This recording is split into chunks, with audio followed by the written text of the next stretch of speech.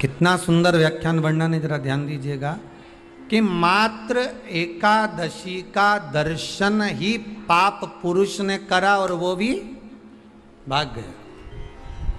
घर में अगर कोई एक व्यक्ति एकादशी का व्रत करता है तो उसके घर में पाप प्रवेश नहीं करता। ये देखिए कितना सुंदर व्याख्या।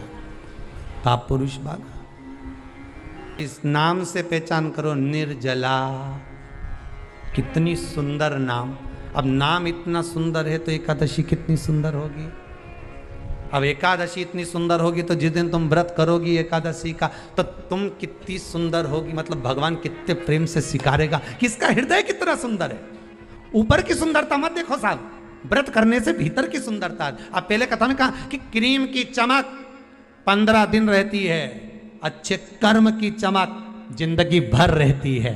कर्म की चमक देखना है हमें, क्रीम की नहीं। जितनी भी माताएं एकादशी का व्रत करती, बहुत ध्यान से सुनना आज की कथा को। शायद जिंदगी में मिली ना मिली, पर ये कथा का रिश्ता तो बहुत ध्यान से सुनना। ध्यान से निर्जल एकादशी है। स्कंद पुराण यहाँ तक कहती है कि इस कथा के चरित्र को जो श्रवण कर लेता है उसको 26 एकादशी करना भी नहीं पड़ती। इस एकादशी की केवल ये कथा सुनकर ही वो तर जाता है। बहुत ध्यान से सुनना इसको, कथा तो बड़े भाव से सुन लो इसको, है? बड़े प्रेम से।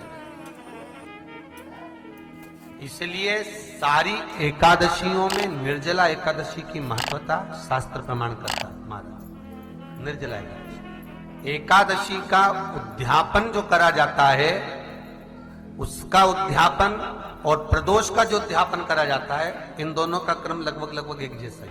तो निर्जला पहुंची है और निर्जला ने जाकर भगवान नारायण से निवेदन करा। भगवान विष्णु ने पूछा, क्या बात है निर्जला, आज तुम खेलती हुई यहां पर आकर खड़ी हो गई, क्या हुआ क्या है? क्या तुमको गौलोक धाम में आनंद की अनुभूति नहीं हो रही जो तुम बैकुंठ में आई? निर्जला घूमती घूमती भगवान के सम्मुख में पहुंच गई। भगवान ने पूछ रहे हैं, बार बार पूछा, निर्जला हुआ क्या तुमको?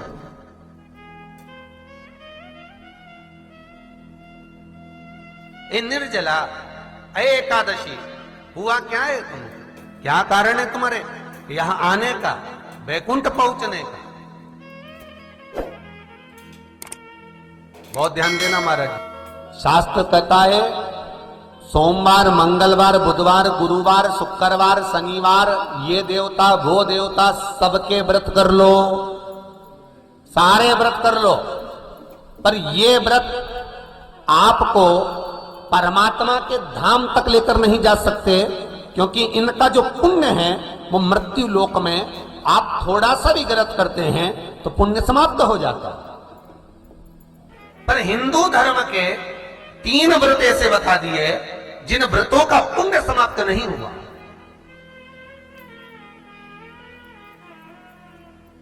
हिंदू धर्म के 3 व्रत ऐसे हो गए जिनका पुण्य समाप्त नहीं हुआ महाराज। जिनका पुण्य प्रबलता में बढ़ता गया। पहले नंबर पर एकादशी, दूसरे नंबर पर प्रदोष और तीसरे नंबर पर शिवरात्रि। एकादशी भी 26 है तो प्रदोष भी जम के बोलते जाओ 26 है। शिवरात्रि केवल 12, केवल 12। और अगर अधिक मास की पड़ जावे तो ये 13, पर अधिक की आय तो 13 है। तो यहां शास्त्र कह रहा है कि 3 व्रत हमारे यहाँ जिनका पुण्य समाप्त नहीं हुआ, जिनका पुण्य प्रबल हुआ, बड़ा। इसलिए आज भी माता एकादशी का व्रत करती है।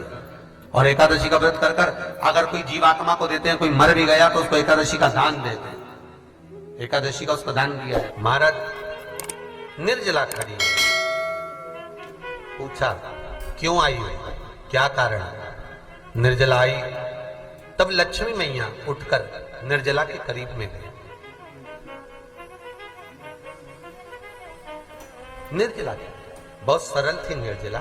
कहते हैं कामा एकादशी सबसे लंबी है। कौन सी एकादशी? कामा। फिर मोक्षदा उससे नीची है महाराज। और निर्जला जो है बिल्कुल छोटा स्वरूप है। निर्जला का मतलब देखा जाए तो केवल 2 चोटी करी हुई है। मस्तक पर भोर लगा हुआ है निर्जला के, माथे पर बिंदी लगी हुई है निर्जला के, सुंदर गले में तुलसी की मालाएं पहनी है निर्जला, हाथ में जो हथ फूल जैसी माताएं पहले पहनती थी, आपको ध्यान में होगा, ऐसा बड़ा फूल होता था, अंगूठियां पड़ी होती थी, हाथ में ऐसा लगा रहता है, तो निर्जला हथ फूल भी तुलसी के धारण करी। बड़ा सुंदर स्वरूप है माता निर्जला का। महाराज छोटी है तो माता लक्ष्मी उनके पास में गई और निर्जला से जाकर पूछा, निर्जला तेरे आने का कारण क्या है, तू बता। नारायण आपसे पूछ रहे हैं कि क्यों आई हो, किस लिए आई हो, क्या है तुम्हारे आने का कारण। निर्जला ने कहा, मेरी विनती केवल इतनी सी है मां कि मैं ये चाहती हूं कि मैं जीव के प्राण छूटने के बाद उसके प्राणों को जिस समय मैं लेकर जीवात्मा के प्राणों को परमात्मा तक भेजूं, बैकुंठ तक भेजूं, गौलोक धाम तक भेजूं, उस बीच में मुझे ले जाते समय कई नरक भी बीच में पड़ेंगे, कई स्थान ऐसे बैतरणी आदि के स्थान बीच में आएंगे, तो वो स्थान में मुझे रोका ना जाए, मैं सीधे भगवान के धाम पहुंच जाऊं। ऐसी कृपा, ऐसी दया। इतनी भी माताएं एकादशी का व्रत करती, बहुत ध्यान से सुनना आज की कथा को, शायद जिंदगी में मिली ना मिली, पर ये कथा का रिश्ता तो बहुत ध्यान से सुनना। स्कंद पुराण यहां तक कहती है कि इस कथा के चरित्र को जो श्रवण कर लेता है उसको 26 एकादशी करना भी नहीं पड़ती। इस एकादशी की केवल ये कथा सुनकर ही वो तर जाता है। बहुत ध्यान से सुनना इसको, कथा को। तो सबसे पहले अगर ओम नमो भगवते वासुदेवाय का हम मंत्र जाप करते हैं, नारायण का अगर हम मंत्र जप रहे हैं, तो सबसे पहले अगर हमारे घर में कोई प्रवेश करती है तो वो माँ लक्ष्मी प्रवेश करती है, क्योंकि यहाँ मेरे नारायण आने वाले हैं। पहले मैं जाऊं, पहले मुझे पहुंचना होगा, तब नारायण यहां पर पहुंचेंगे, लक्ष्मी जी। इसलिए आयाती और नियाती, दाता और विधाता की धर्म पत्नी माता लक्ष्मी की भाभियां जब जब लक्ष्मी जी को बुलाना रहता था इसी मंत्र को जपती थी। एक बार फिर से बोल लो, ओम नमो भगवते वासुदेव। ये वो मंत्र है जिससे लक्ष्मी दौड़ कर आती है। नारायण तो बाद में आएंगे, पर लक्ष्मी पहले आ। गाय दान, हमारे दादाजी मर गए तो उनके निमित्त से गौदान करी। ये दो चीजों को याद रखिए, गौदान और एकादशी। श्रीमद वल्लभाचार्य जी ने मायावत का खंडन करा था जगन्नाथपुरी में, और श्रीमद वल्लभाचार्य जी ने कहा था एकादशी मरने के बाद मत दो, एकादशी जीते जी दो। कहा था कि नहीं कहा था? जीते जी दान करिए। इसलिए जगदीश में, जगन्नाथपुरी में एकादशी उल्टी लटकी हुई है। करें आपने दर्शन, जगदीश में एकादशी को उल्टा लटकाया। क्यों? क्योंकि वल्लभ ने कहा कि एकादशी जीते जी दो। कई पंडितों कहते हैं तुम्हारे दादाजी मर गए, जब 12वें का दिन होता है ना तो पंडित जी संकल्प छुड़ाते हैं, दो एकादशी। बड़े बेटे ने 5 दे दी, छोटी बहू ने 3 दे दी, उसने 2 दे दी, उसने 2 दे दी। तो क्या तुम्हारे दादाजी भिखारी थे जो तुम्हारी एकादशियां लेकर जाएंगे? और तुम कौन होते हो दादाजी को एकादशी देने वाले? तुमने कौन सा इतने पुण्य कर लिए जो तुमने एकादशी दे दी? एकादशी के दान की महत्वता श्रीमद वल्लभाचार्य जी ने कहा कि कोई व्यक्ति अगर खटिया पर सड़ रहा है, पलंग पर तड़प रहा है, हॉस्पिटल में पड़ा हुआ है, तो निवेदन है कि उसको देखने जाओ तो अपनी करी हुई एकादशी में से 2 एकादशी का दान उसको तुरंत दे दो। क्यों? तो जिससे उसको मोक्ष मिल जाए, मरने के बाद नहीं। क्योंकि मरने के बाद तो वो 10वें के दिन, गरुड़ पुराण में लिखा है 10 दिन तक जीवात्मा घर की अटारी पे रहती है। कितने दिन? 10 दिन। 10 दिन के बाद जीवात्मा चली जाती है। कहां जाती है? उसको जहां जाना है। 3 दिन में उसको भोग भोगना पड़ता है जीवात्मा को। 3 दिन नरक का भोग भोगती है, उसके बाद स्वर्ग का भोग भोगती है। 18 दिन में ये प्रोसेस पूरी हो जाती है। कितने दिन? 18 दिन। 18 दिन के बाद में उस जीवात्मा को धान के खेत में पटका जाता है। किसके खेत में? धान के, चावल के खेत में। इसलिए कहते हैं एकादशी के दिन चावल मत खाओ। कहते कि नहीं कहते? और क्या कहते हैं? द्वादशी के दिन चावल खाना जरूरी है। एकादशी का पालना करना है तो द्वादशी को चावल का 1 ग्रास खाओ, तब द्वादशी को चावल खाओगे तो एकादशी लगेगी। चावल नहीं खाओगे तो एकादशी नहीं लगेगी। द्वादशी को चावल खाना जरूरी है। क्यों कहते हैं? क्योंकि धान के खेत में जीव को छोड़ा जाता है, उस धान के खेत में, चावल के खेत में जीवात्मा रहती है। उसको चिड़िया खाती है तो चिड़िया के रूप में जन्म लेता है, मनुष्य खाता है तो मनुष्य के रूप में जन्म लेता है। इसलिए एकादशी के दिन चावल नहीं खाया जाता, क्योंकि एकादशी के दिन हम चावल खाएंगे तो जीव हत्या का दोष लग जाएगा। फिर कब खाना है? द्वादशी के दिन। द्वादशी के दिन क्यों खाया जाता है? क्योंकि हम एकादशी के व्रत करे रहते हैं और पहला घासा जब चावल का खाते हैं तो अपनी करी हुई एकादशी का पुण्य जितने जीव हमारे मुंह में जाते हैं उनको उसका पुण्य मिल जाता है और उनका फिर जन्म नहीं होता, वो तर जाते हैं, उनको एकादशी का भाग मिल जाता है। इसलिए कहते हैं एकादशी को चावल मत खाओ, पर द्वादशी को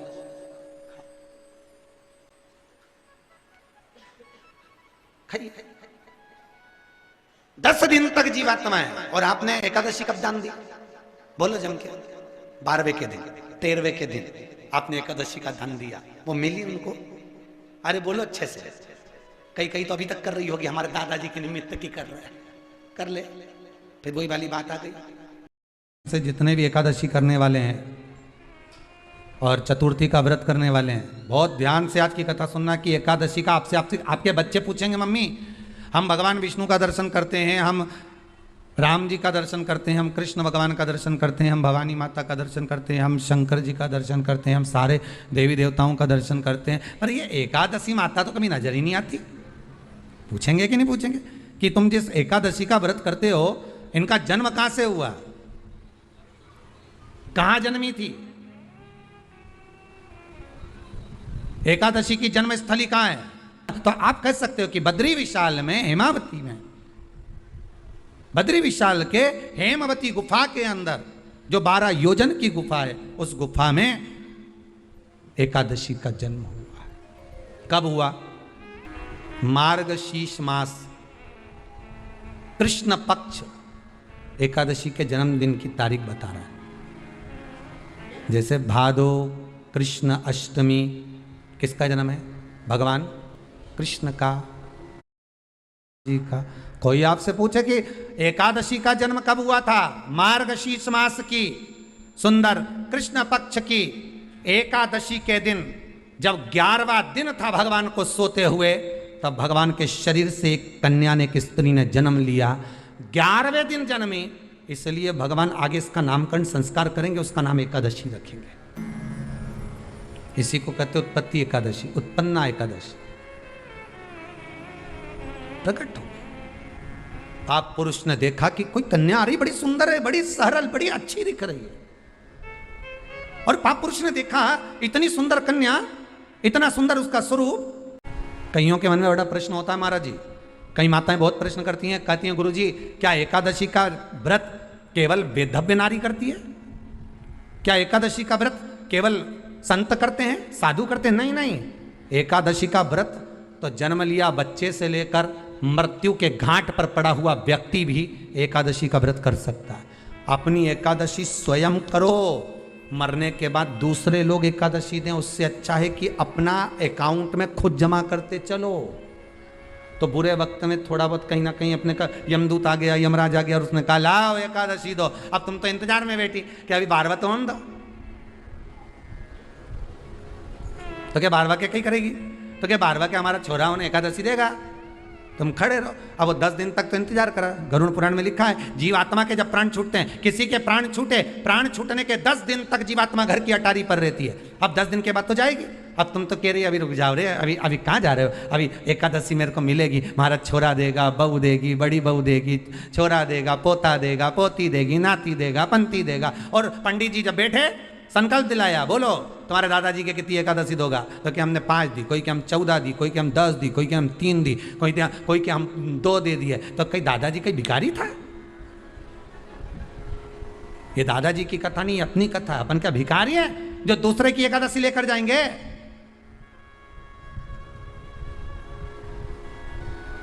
अपन अपनी एकादशी खुद करो, स्वयं एकादशी करो, फिर कहूंगा भले बकरी जैसे चरो, पर एकादशी स्वयं अपने लिए एकादशी करो। जिस समय पर जाएं तो इंतजार नहीं करना पड़े कि रुक जाए, 12वां तो होने दे, अभी एकादशी पंडित जी संकल्प छुड़ाएगा ना जब मिले। नहीं हम तो अब भी ले के जाए, तो क्या ले चल, मैंने तो खूब करी, पूरा साल की एकादशी करी, तुझे क्या ही मालूम रही यमराज, चल। एकादशी की मृत्यु दीजिए, द्वादशी को दाग वृंदावन की लकड़ी दीजिए दोनों। ऐसी कृपा प्रभु। एक सुंदर जो स्त्री का जन्म हुआ, जो कन्या का जन्म हुआ, जो एक सुंदर स्त्री जो जन्मी है, भगवान विश्राम जो कर रहे हैं, सो रहे हैं,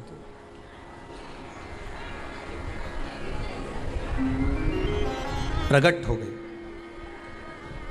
एकादशी का जन्म मार्गशीर्ष मास कृष्ण पक्ष एकादशी उत्पन्ना, उत्पत्ति एकादशी प्रकट हुई। पाप पुरुष एकादशी को देखा, भाग गए।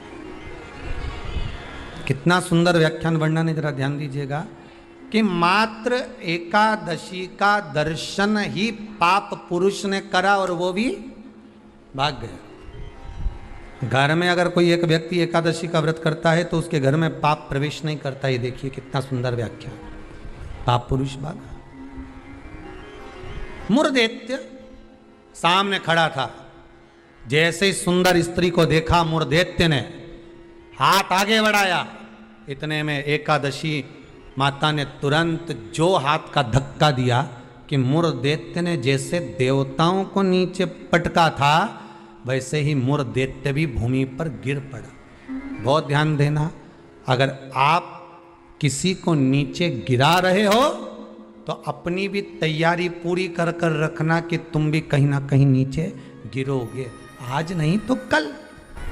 आप किसी के लिए खड्डा खोद रहे हो, तैयारी कर रखना, एक दिन आपके लिए भी तैयारी है। कोई घर में आपके परिवार में कोई सीधा है, बहुला है, बहुत सरल है, किसी के बीच में नहीं बोलता, उसके साथ अगर आप कपट करोगे तो आपको रोना तो बहुत पड़ेगा, साहब बिलखना तो पड़ेगा बहुत। अब एकादशी ने धक्का दिया, नीचे गिर गया। कहते हैं 1 वर्ष लग गया था उस मुरदैत्य को उठने में, जो धक्का एकादशी ने मारा था। कई एकादशी ऐसी रे, एक धक्का जो मारे नहीं तो अच्छा निपटी जाए। पाप कपट छल बेईमानी प्रपंच ये तो उठे ही नहीं दादा एकादशी के दिन। ये सब दुबक के बैठ जाए, आज एकादशी है, आपने बोलना ही नहीं। ऐसे हर एकादशी पे एकादशी आ जाए तो तुम काय बोले उससे।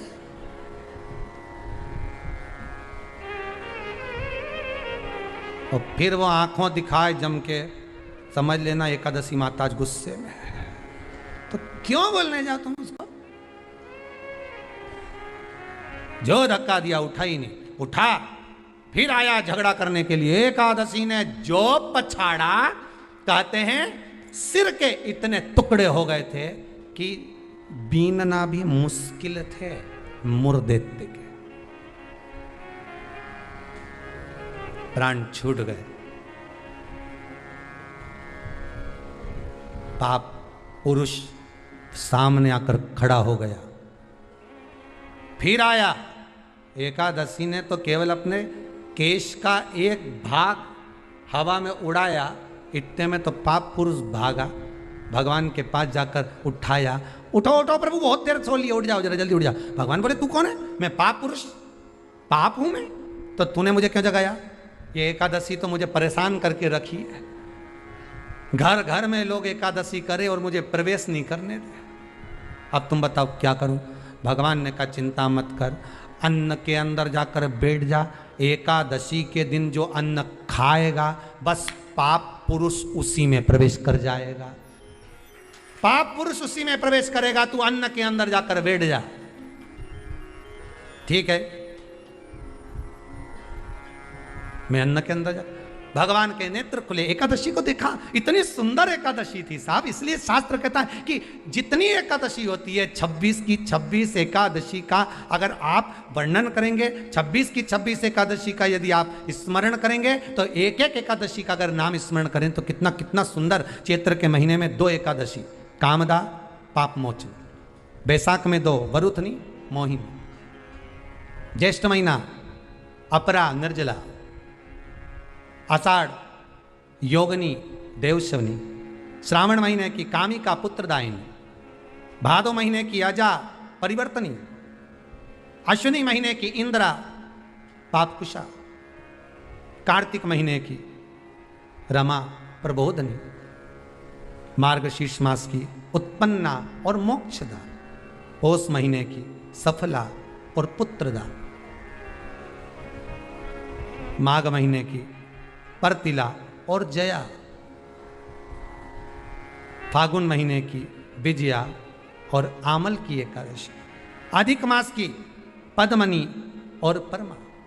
कितने सुंदर नाम है। एकादशी का व्रत लोग कहते हैं कि कर लिया, जान लिया, पर एकादशी से पहला नियम, एकादशी व्रत का सबसे पहला नियम है कि आप जिस दिन व्रत करो उसके एक दिन पहले भक्ति का संचार इस हृदय में कर लो। भक्ति का संचार इस हृदय में कर लीजिए। जिस दिन आप व्रत करो, जैसे एकादशी का व्रत कर रहे हो तो दशमी के दिन शाम का समय जब आवे, रात्रि जब होने लगे, शाम का समय आवे और रात्रि का आप जब भोजन ग्रहण करो तो उस भोजन में कोई ऐसा पदार्थ ग्रहण मत करिए जिस पदार्थ के कारण आपकी एकादशी बिगड़ गया।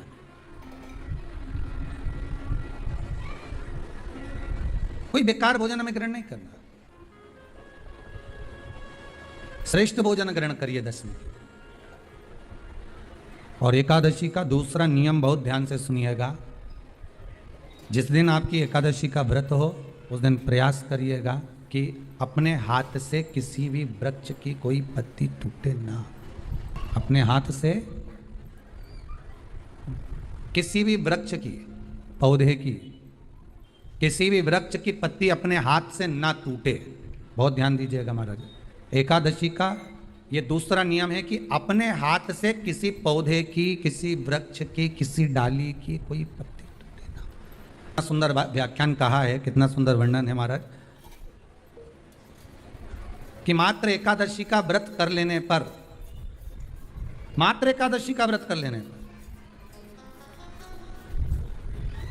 जो पूर्व में किया गया हमारा पाप कर्म है, हमने किसी जीव की हत्या करी है, हमने किसी को कष्ट प्रदान करा है, हमने किसी को अपशब्द कहा है, हमने किसी को ताने दिए, हमने किसी को आड़ा टेढ़ा कहा है, हमने किसी को गालियां दे दी है, मात्र एकादशी का व्रत ही कर लेने पर ये सारे जो दोष हैं वो समाप्त हो जाते हैं।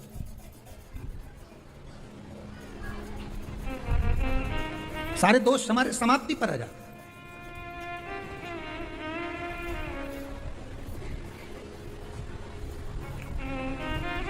अब एक विचार करिएगा थोड़ा सा अपने मन में, अपने चित्त में, अपनी वृत्ति में एक बात उतारिएगा।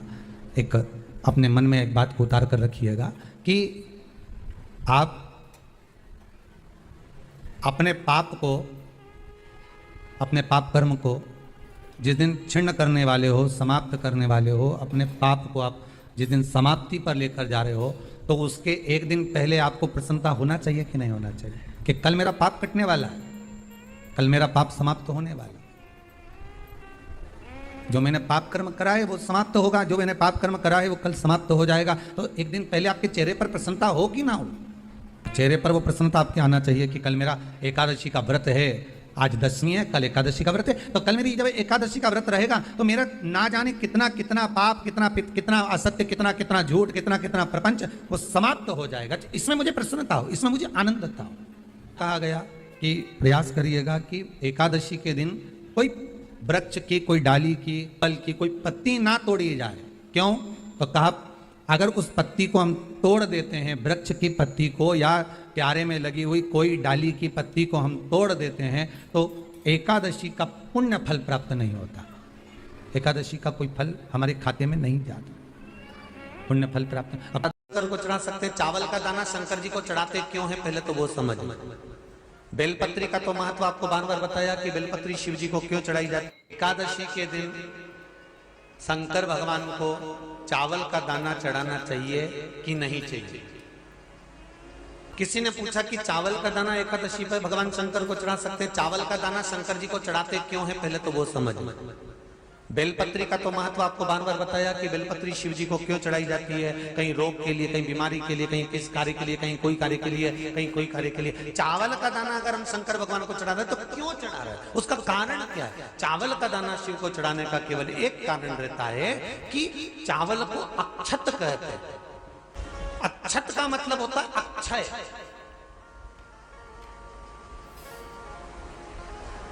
अभी हमारे यहाँ एक तिथि आने वाली है, अक्षय तृतीया।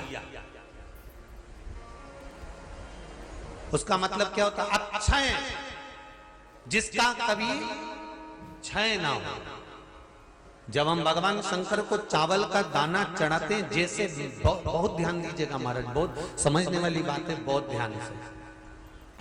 चावल का दाना हमारे मस्तक पर तिलक करने के बाद पंडित जी क्यों लगाते हैं कि भगवान जैसा समय आज चल रहा है, आप पूजन कर रहे हो, पाठ कर रहे हो, दान कर रहे हो, पुण्य कर रहे हो, सत्कर्म कर रहे हो, भजन कर रहे हो, मेरा देव अधिदेव महादेव, मेरा नारायण, मेरा सत्यनारायण भगवान, मेरा राम जी, मेरा विष्णु जी, मेरा भागवत मैया, मेरी रामायण मैया, ब्राह्मण मस्तक पर तिलक लगाने के बाद चावल इसलिए लगाता है कि जैसा समय आज चल रहा है, भगवान तुमको ऐसा ही समय बनाकर रखे और तुम ऐसे ही चार चांद लगाते रहो, दान पुण्य संकीर्तन करते रहो, इसलिए मस्तक पर चावल का दाना लगाया जाए।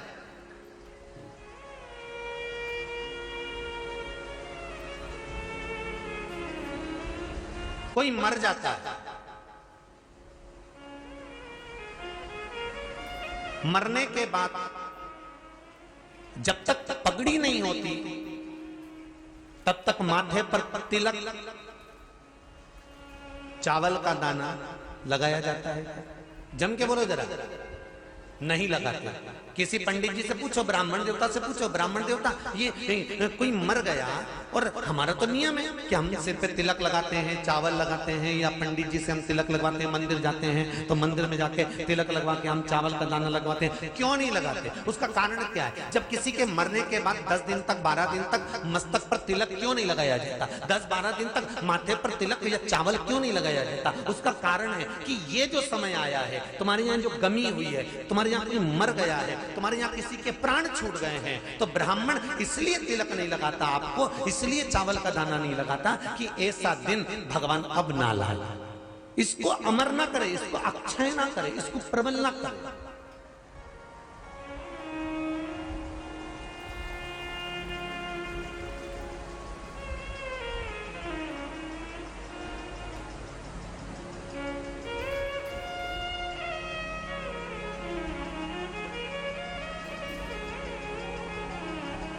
और जब चावल का दाना, तो यहां शिव महापुराण की कथा करी, चावल का दाना हम शिव जी को क्यों चढ़ाते हैं, भगवान को क्यों समर्पित करते हैं, भगवान की पूजन में अक्षत क्यों समर्पित करते हैं, चावल क्यों समर्पित करते हैं, उसका कारण क्या है? तो कहा आज मैंने जब चावल का दाना आपको समर्पित करा है, जिस भाव से, जिस विश्वास से, जिस श्रद्धा से, जिस मन से मैं आपको रिझा रही हूं, हे भोलेनाथ मेरी ये मनोकामना पूर्ण कर, इसको अक्षय कर देना, इसको अमर कर देना, बस इतनी कृपा आप कर। किसी ने पूछा एकादशी के दिन चावल चढ़ाए कि नहीं चढ़ाए, तो यहां तो सीधी सीधी बात है, बीमारी देखकर थोड़ी ना आती है कि नवरात्र चल रहे हैं कि सावन का सोमवार चल रहा है, बीमारी तो बीमारी। तुम चावल मत खाओ। तिरुपति कौन कौन गया? हाथ उठाओ। ठीक है। जगन्नाथ जी कौन कौन गया? हाथ उठाओ। हाँ ठीक है। द्वारका जी कौन कौन गया? हाथ उठाओ। ठीक है। बद्रीनाथ कौन कौन गया? हाथ उठाओ। ठीक है। एकादशी के दिन कभी तुम बद्रीनाथ चले जाओ, एकादशी के दिन तुम द्वारका चले जाओ, एकादशी के दिन तुम तिरुपति चले जाओ, एकादशी के दिन तुम जगन्नाथ चले जाओ, एकादशी के दिन तुम्हारी मर्जी पड़े भगवान के किसी धाम में चले जाओ और भगवान को भोग लगाओ और उनकी थाली को झांक कर देखना, उसमें चावल जरूर मिलेगा। उसमें ऐसा नहीं है कि चावल नहीं मिलेगा। बद्री नारायण में भगवान को चावल का भोग लगा हुआ मिलेगा, द्वारका में चावल का भोग लगा हुआ मिलेगा, आपको जगन्नाथ में चावल का भोग लगा हुआ मिलेगा, तिरुपति में मिलेगा, द्वारकाधीश में मिलेगा, नाथद्वारा में मिलेगा, सांवरिया सेठ में मिलेगा, काकरोली जी में मिलेगा। आप जहां जाओगे वहां पर एकादशी के दिन भगवान को चावल आएगा, क्योंकि भगवान के लिए परहेज नहीं है। जो काम में डूबा हुआ है, जो आसक्ति में डूबा हुआ है, जो लोभ में डूबा हुआ है, जो वासनाओं में डूबा हुआ है, जो तृष्णा में डूबा हुआ है और जो माता के गर्भ से जन्म लिया, एकादशी के दिन चावल उसको नहीं खाना। अब हमारे यहां तो कहावत में कहते हैं, राम जी की जब स्तुति गाते हैं तो कहते हैं, भय प्रगट आती है आप लोगों को? एक लाइन तो आती होगी, गाओ जरा। भय प्रगट दीन कौशल्या। अब रामचरितमानस में कहा भय प्रगट कृपाला। प्रगट मतलब एकदम सामने आ गए। यहां लिखा है पेदा भय लाला। अगर तुलसीदास जी लिखते तो जन्म लिया होता राम जी ने तो तुलसीदास बाबा लिख देते कि पेदा भय, माता के गर्भ से इनका जन्म हो। नहीं नहीं नहीं, यहाँ कहा भय प्रगट कृपाला दीन कौशल्या। यहाँ प्रगट भय। एकादशी के माता पिता कौन है? सबसे पहले एकादशी का व्रत किसने रखा था?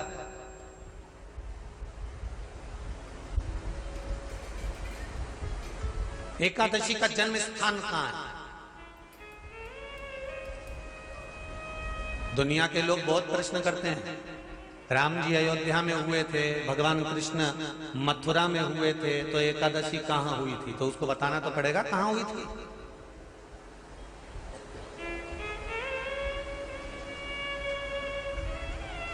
उसमें हमने वर्णन किया कि एकादशी के माता पिता कौन है। एकादशी का व्रत सबसे पहले किसने करा?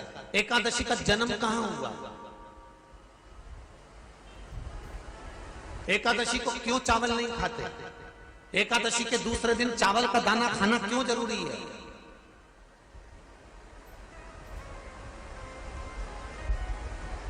कौन सा तीर्थ है जहां एकादशी को उल्टा लटका दिया? एक एक चीज का वर्णन स्कंद पुराण सब चीजों का वर्णन कर देते हैं। प्रत्येक तो यहां जो वर्णन आया कि आप मनुष्य जो माता पिता के गर्भ से, माता के गर्भ से जन्म लिया हो, संसार में जिसका जन्म हुआ हो और मृत्यु लोक में गर्भ की कैद में रहने के बाद जन्मा हो, उसको एकादशी के दिन चावल नहीं खाना चाहिए। महाराज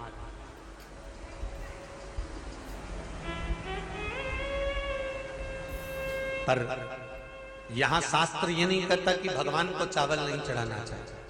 यहां शास्त्र कहता है आप शिव जी को चाहे एकादशी हो, चाहे द्वादशी हो, चाहे प्रदोष हो, चाहे पूर्णिमा हो, चाहे अमावस्या हो, चावल का दाना आप भगवान शिव को समर्पित कर सकते हो। और ज्यादा नहीं, शंकर कभी ये नहीं कहते कि मुझे बहुत सारा चढ़ा। शंकर जी की कथा कहती है कितना? मात्र एक चावल का दाना।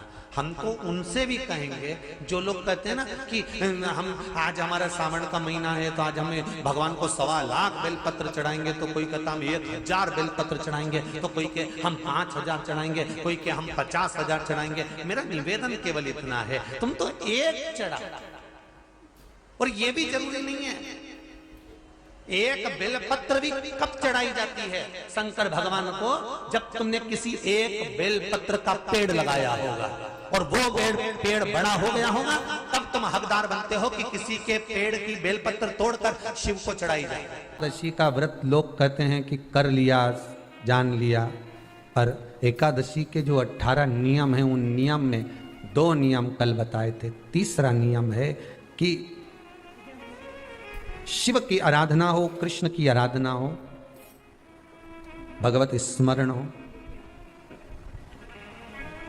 10वीं, 11 और द्वादशी, 10वीं, एकादशी और द्वादशी। एकादशी का व्रत 10वीं की रात्रि को जो आप भोजन करें वो सात्विक करें। एकादशी के दिन भोजन ना करें, अन्न का भाग ग्रहण ना करें, अन्न का भाग ग्रहण ना करें।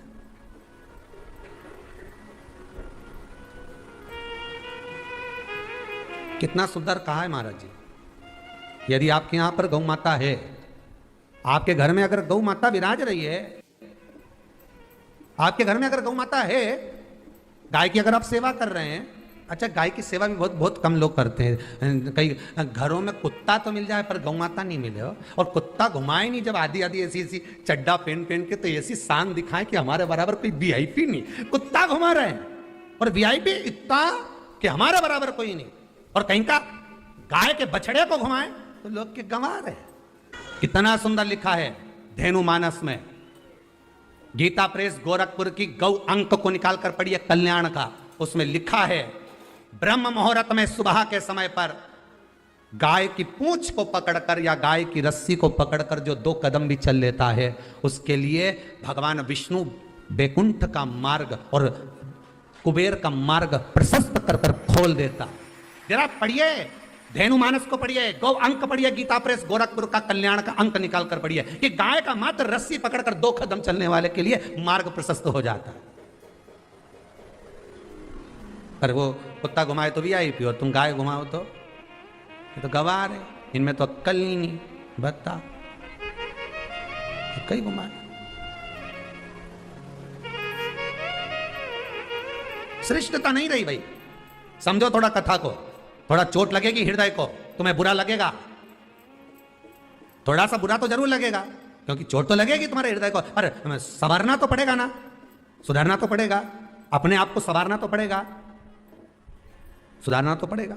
आज भले बुरा लग जाए तो, पर थोड़ा सा संवरना पड़ेगा कि हाँ ठीक है हमसे गलती हो रही है, इसको सुधारा कैसे जाए। तो एक काम करो ना कि कुत्ता को घुमाओ, मना नहीं करेंगे, पर साथ में गाय का बछड़ा भी लेकर जाओ, एक गौ माता को भी लेकर जाओ, सवेरे सवेरे मॉर्निंग वॉक में गाय तो घुमाओ, जब लोग देखेंगे क्या गजब है साहब। आप तो गाय को लेके जाओगे ना तो उसी गाय के 10 लोग पाँव नहीं पड़े ना, तो बात जैसी सुबह सुबह गाय मिले कौन नहीं पाँव पड़े। गौ माता का दर्शन हो गया, छुएंगे, स्पर्श करेंगे, आनंद करेंगे, भजन करिए, थोड़ा सा प्रयास करिएगा। गौशाला में केवल गाय ना रहे, घर घर में गाय होना चाहिए।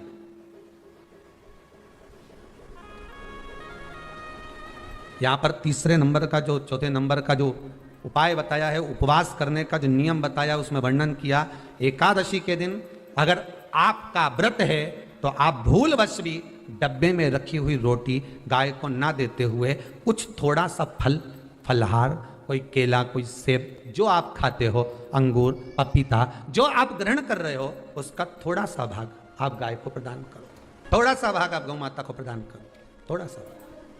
महाराज एकादशी का व्रत का महत्तम कराए, थोड़ा सा फल दो, एक केला दो, एक सेब दो, पपीता दो, तुम जो फलहार कर रहे हो, चाहे तुम मोरधान पा रहे हो, चाहे तुम जो सामग्री पा रहे हो, पर वो थोड़ा सा दो, और गौ माता को उस दिन फलहार दो, अगर एकादशी का आपका व्रत है तो। पर दोष है आपने एकादशी का व्रत तो करा, पर सामने गाय आई ना तो आपने फलहार नहीं दिया, रोटी ही दी है, रोटी ही दी है, डब्बे में से निकाल के ले गई, गाय आई है रोटी देना, देव मना नहीं, बाकी के दिन आप आपके बेटे से कह दो रोटी दिया बेटा जा, पर आप अपने हाथों से, आपका व्रत है तो आप फलहार आप कर रहे हो, तो फलहार का ही दान गौ माता को दीजिए।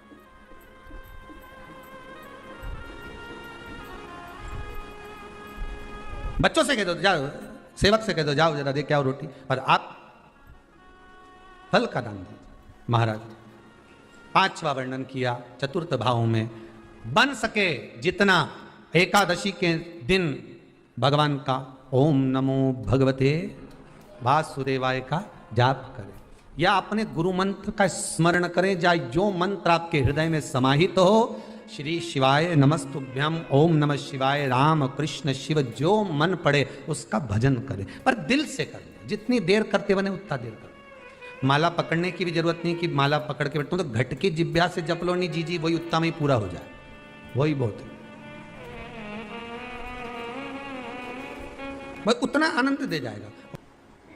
5वां नियम कहा, जिस दिन आपका व्रत रहे किसी निंदक से बात ना करें। निंदक जानते हो, भाई दूज के दिन, दिवाली की जो भाई दूज होती है ना, होली दिवाली की जो दूज होती है, उनमें ऐसा गोबर का भाई दूज बनाते हैं, और पास में एक चुगलखोर भी बना है, और चुगलखोर के ऊपर ऐसा भाटा धर दे, एक पत्थर। अब तुम्हारे उधर रखे कि नहीं रखे हमें नहीं मालूम रहे हो, जितने आस्था पे सुन रहे हो, पर हमारे इधर तो ऐसा रहता है, गोबर का भाई बहन बनाए और उसकी पूजन करे, उसके पास में एक गोबर का चुगल चोर भी बनाए, उसके ऊपर भाटा धर दे। कथा कह रही है कथा वर्णन कर रही है, निंदक से बात ना करें। मान लो किसी ने आकर आपको निंदा कर भी दी तो तुरंत सूर्य नारायण भगवान का दर्शन करें और 3 बार उनका दर्शन कर कर नेत्र बंद करें, तब जाकर वो निंदा जो अंदर गई है अंदर पवित्रता प्रदान करेगी, तब जाकर एकादशी का व्रत लगेगा। पहले तो प्रयास करो, अगर जो निंदा करने आता है ना तो उसको उस दिन एकादशी वाले दिन दरवाजे पे लिख दो कि चुगल चोट्टा उन अंदर नहीं आए। नहीं कि अंदर है कितना, तो तुम दरवाजे पे लिख दो कि निंदा करने वाला चुगल चोट्टा, आज एकादशी का दिन है, हमारी मम्मी का एकादशी का व्रत है, एक इतना बड़ा कंप्यूटर से निकालो, एकादशी के दिन सेलो टेप लगा के चिपका दो, चुगल चोट्टा उन अंदर नहीं आए, आज हमारा एकादशी का व्रत है। कुछ बिगड़ेगा क्या? दरवाजा अपना, घर अपना, और जिसके बुरा लगे बाहर जा, बताओ। पर निंदक का अगर मुख देखो तो सूर्य का दर्शन, एकादशी के अंतर्गत वर्णन किया, व्रत के नियम 18, उसमें से एक नियम। फिर कहा जीव की हत्या ना करे, अगला नियम है अपने द्वारा जीव की हत्या ना हो, प्रयास करना, किसी को कष्ट ना हो।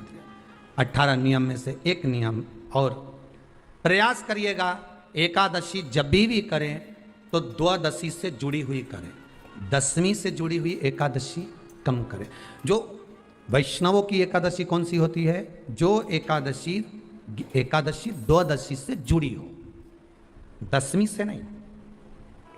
10वीं से जुड़ी हुई एकादशी व्रत कहलाती है और द्वादशी से जुड़ी हुई एकादशी पुण्य फल प्रदान कर कर वैष्णवों को भगवान के चरण में छोड़ आती है। इसलिए एकादशी द्वादशी से जुड़ी हुई होना चाहिए।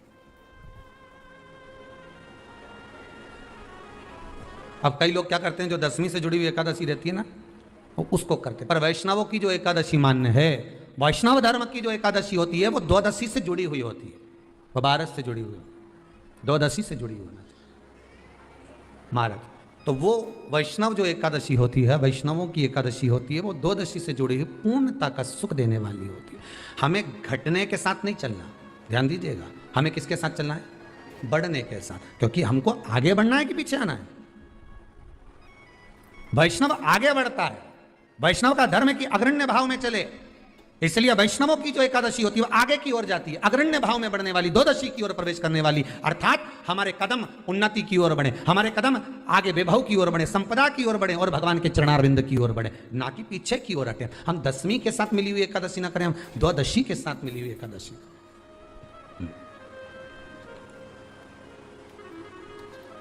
वैष्णव एकादशी। फिर अगला वर्णन किया गया महाराज, शास्त्र कहता है, अगला वर्णन जो किया गया उसमें बताया, प्रयास करें जिस दिन एकादशी हो उस दिन घर में बुआरी झाड़ू आदि जो लगती है वो दूसरा लगा लें। क्यों?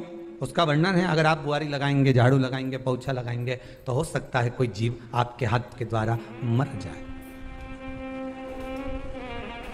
अब एक बार ये कथा हमने काशी में कह दी थी, तो एक अम्मा खड़ी हो गई और उन्होंने कहा, महाराज जी हम तो दोनों ही हैं और मेरी रे एकादशी, तो मैं पोछा किससे लगूं? अब मैंने कहा, अम्मा तू तो रहने दे, तू ही लगा ले। अब हम कहते हैं कि अब एक तो बोल रहे कि हम घर में दो, और आप कह रहे हो कि जिसका व्रत रहे वो पोछा ना, तो मत लगाओ, छोड़ दो एक दिन, कोई जरूरी है झाड़ू लगा लिया सब पोछा। तो प्रयास करो कि कोई जीव ना मरे, प्रयास करो, किसी जीव की हत्या न हो। फिर 18 नियम में से एक नियम कहा, जब 26 एकादशी पूर्ण हो जाए तब आप उद्यापन एक बार का जरूर करें।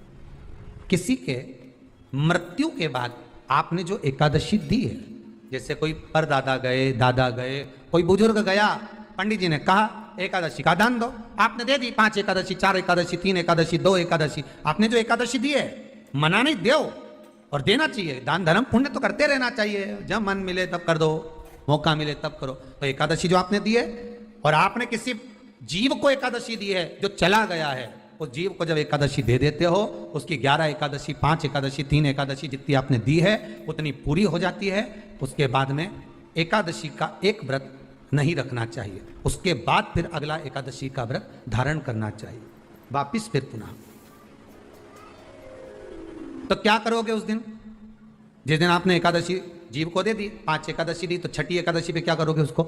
ये नहीं कि आपको अन्न खाना है, आपको व्रत नहीं रखना, पर आपको अन्न का सेवन नहीं करना। उस दिन दूध की सामग्री, कोई फ्रूट्स, कोई फल आपको उस दिन ग्रहण कर लेना, पर आपको ये नहीं करना है कि हमने तो एकादशी करी नहीं है आज, तो हम अन्न खा लेंगे। नहीं, कथा में वर्णन आया था, कल कथा में कहा था, मूर्ख को जब मारने का समय आया, पाप सामने आ गया, भगवान ने उस पाप को किस में ले जाकर छोड़ा? पाप पुरुष को अन्न के भीतर। पाप पुरुष कहां गया? अन्न के भीतर। एकादशी के दिन एक दिन पाप पुरुष अन्न के भीतर रहता। एकादशी का अगला वर्णन ध्यान से सुनिएगा। मान लो आपने एकादशी का उद्यापन में बाद में करूं नहीं करूं, श्वास का कोई भरोसा है? बोलो तो, है क्या कोई भरोसा? नहीं। श्वास रुक जाएगी चलते चलते, क्षमा बुझ जाएगी जलते जलते, दम निकल जाएगा रोशनी का, क्या भरोसा है इस जिंदगी का? कोई भरोसा है कि आप 26 एकादशी पूरी कर पाओगे? नहीं, किसी ने देखा हो तो बात दूसरी। एक बार वो युधिष्ठिर के सामने कोई मांगने के लिए, एक दरवाजे पर कोई दान मांगने के लिए आ गया युधिष्ठिर के पास, और युधिष्ठिर ने कह दिया, महाराजा युधिष्ठिर बोले कल आकर ले जाना, कल आओ ले जाओ। भीम ने एक ढोल उठाया और बजाना प्रारंभ करा, और साहब बजाया कि सारे लोग इकट्ठे हो गए। सबने पूछा हुआ क्या भीम, कौन सी खुशी की बात है, बात क्या है? तो भीम बोले मेरे भैया ने काल को जीत लिया। काल को जीत लिया मतलब मेरे भैया बोले कि कल आ जाना, हम तुमको दान दे देंगे। मतलब मेरे भैया जानते हैं कि कल तक मरेंगे नहीं, प्राण नहीं छूटेगा, मतलब इन्हें काल को जीता। ये समझ वाली बात है। आप हो, हम हो, कोई भी संसार का मनुष्य काल को नहीं जीता। जन्म मरण परण 3 भगवान के हाथ में है। जन्म मरण परण 3 शिव के हाथ है, मेरे भगवान के हाथ में। 3 भगवान के पास में है, 3 वो भगवान के पास है। कोई कितना ही करे, ना आपका ना हमारा, क्या भरोसा है इस जिंदगी का? है कल नहीं, क्या भरोसा? तो फिर मान लो हमने 7 एकादशी का व्रत कर लिया और उद्यापन नहीं कर पाए, 26 का इंतजार कर रहे थे और उससे पहले निपट गए, तो फिर उद्यापन ऊपर करोगे? अरे बोलो तो सही, उद्यापन कहां करोगे? सारे व्रतों में केवल एक व्रत ऐसा होता है एकादशी का, जिसका उद्यापन पहली एकादशी पर भी कर सकते हो। सारे उद्यापन में केवल एक उद्यापन ऐसा होता है, सारे व्रतों में एक व्रत का उद्यापन ऐसा होता है, वो है एकादशी का। ये जरूरी नहीं कि 26 पूरी होगी तभी तुम करोगे, या तो पहली में ही कर लो या फिर 26 पूरी हो तब कर। पर उद्यापन अगर तुमको ऐसा लगे कि हाँ मैं अभी तो जीऊंगी हो, अभी तो हमारा बाल भी धोला नहीं हुआ, तुमको ऐसा लगे तो अभी तुम्हें तो बढ़िया, तो फिर भले मत करो। पर एकादशी का नियम कह रहा है, एकादशी का यहाँ 18 नियम में से एक नियम कह रहा है कि एकादशी का उद्यापन पहली एकादशी पर भी हो सकता है, पहली पर भी कर सकते, फिर तुम्हारा मन पड़े तब। क्यों? तो पहली पर करने से क्या फल मिलेगा? तो एकादशी की नियमावली कहती है, अगर मान लो आपने पहली एकादशी पर भी उद्यापन कर लिया, इसके बाद में जितनी एकादशी करोगे वो सारी तुम्हारे खाते में जुड़ती जाएगी। मतलब बैंक में खाता खोल लो, ठीक है? खाता खोल लिया, अब जितना कमाता जाओगा उसमें डालते जाओ, जितनी कमाई करके लाओगे उसमें जमा करते जाओ। एकादशी एक बार उद्यापन पहले में भी हो गया तो बाकी का पुण्य तुम्हारे खाते में आ जाएगा, उसका पुण्य। एकादशी का उद्यापन बड़े महीने में माघ शुक्ल एकादशी के दिन, माघ का महीना हो, शुक्ल पक्ष की, जम के बोलिए एकादशी हो, प्रयास करना कि आप उद्यापन करें, भले 5, 10, 11, 12 जितनी एकादशी हो जाए, 26 हो जाए तो ज़्यादा अच्छी है, नहीं तो आप करें तो माघ महीने की शुक्ल पक्ष की एकादशी के दिन आप उद्यापन करें। प्रयास रखें, प्रयास रखें। बड़े महीने के अंतर्गत जो उद्यापन, हाँ चतुर्मास के अंतर्गत उद्यापन नहीं होता एकादशी का, बहुत ध्यान दीजिए तुम्हारा। ये जो सावन भादो कुंवर कार्तिक जो 4 महीना होते हैं भगवान के शयन करने के, इसके अंतर्गत एकादशी का उद्यापन नहीं होता और इसके अंतर्गत उद्यापन करना भी नहीं चाहिए। एकादशी हमारा एकादशी का उद्यापन माघ महीने की शुक्ल पक्ष की एकादशी के दिन आप बहुत प्रेम से आनंद के साथ करिए महाराज। परंतु एकादशी के उद्यापन में सबसे ज्यादा अगर कुछ जरूरी होता है तो 24 तरह का नैवेद्य जरूरी होता है। कितने तरह का? 24 तरह का नैवेद्य। अब आप कहोगे गुरुजी उद्यापन हम कर रहे हैं एकादशी का, तो उसमें तो फलहार का हमें नैवेद्य बनाना चाहिए। तो फिर ये पुराण के अंतर्गत स्कंद पुराण में ये चीज लिखी है कि एकादशी का जब उद्यापन करते हैं तो 24 तरह का नैवेद्य बनाकर सिद्ध करते हैं। 24 तरह का नैवेद्य जान रख लेना, हलवा बना लो, खीर बना लो, पूड़ी बना लो, सब्जी बना लो, पकौड़ा बना लो, भजिया बना लो, ऐसे 24 तरह का नैवेद्य अलग अलग चाहिए। पर लोग क्या करते हैं, खोपरा पाक बनवा लेते हैं 1-2 किलो और 24 जगह रख देते हैं। स्वीकृत नहीं है। 24 तरह का नैवेद्य रखा जाता है। महाराज एकादशी के दिन भगवान का पूजन का पूरी तैयारी कर कर मंडल आदि बनवाकर विद्वान ब्राह्मण को बुलाकर, कर्मकांडी ब्राह्मण को बुलाकर जो भगवत सेवा में एकादशी का उद्यापन कराए उन ब्राह्मण के चरणों को नमन कर कर प्रणाम कर कर एकादशी का पूजन करवाइए और उस मंडल की पूजन कराकर हवन द्वादशी को कराइए। एकादशी को हवन नहीं, एकादशी के उद्यापन का जो हवन होता है वो द्वादशी को। एकादशी का उद्यापन द्वादशी को बड़े प्रेम से आप खूब आनंद से हवन पूजन कराओ। पूजन कराने के बाद, हवन कराने के बाद 26 जोड़े ब्राह्मण ब्राह्मणी के बुलाकर भोजन कराकर उनको भाव से जो आप समर्पित कर सकते हो, जितनी आपकी सामर्थ्यता हो उस सामर्थ्यता के अनुसार आप दान धर्म पुण्य करो, आप उन्हें प्रदान करो। और बन सके तो एकादशी की रात्रि को भी जागरण करें और द्वादशी के दिन जिस दिन हवन करें उसकी भी रात्रि को कुछ जागरण करें। जागरण का मतलब पहले भी कथा में कहा, प्रदोष की कथा में वर्णन किया था। हम ये नहीं कहते कि तुम पूरी रात जगो, हमारा तो निवेदन है 15 मिनट का करो, आधे घंटे का करो, 20 मिनट का करो, पर रात्रि के समय थोड़ी देर अगर एकादशी का उद्यापन कर रहे हो तो जागरण थोड़ी सी देर अवश्य करें। नहीं कर सकते अकेले बैठकर राम नाम जप लें, भजन कर ले, पर करो।